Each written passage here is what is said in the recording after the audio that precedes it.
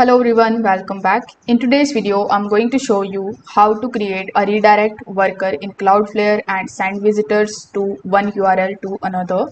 So first of all, come here on cloudflare.com, then simply sign in into your account first. Now over here on the dashboard, click on the option of compute, then click on the option of workers and pages. Now inside workers and pages, you just have to first of all create the application. So simply click on the option of create application. Afterwards, click on the option of start with word hello, and then when you see this type of worker name section or create a worker section, you need to give your worker a name, then click on the option of deploy. Now after doing this, the worker that you have created will be shown here inside the workers and the pages section. As you can see, this is the worker that I have created. So you just have to simply click on it in order to come here on the overview page. Now over here, click on the option of edit code in order to see the code of this particular worker that you have created.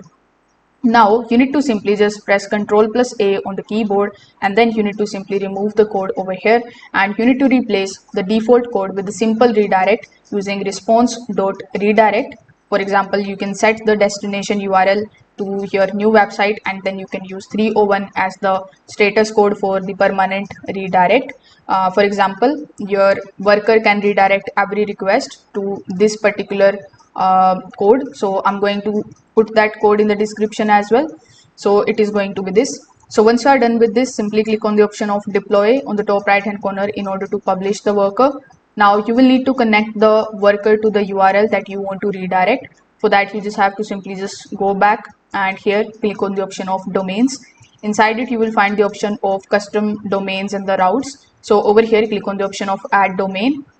So here you can add domain if you want to add a domain, or you can also basically select the option of route depending on your setup.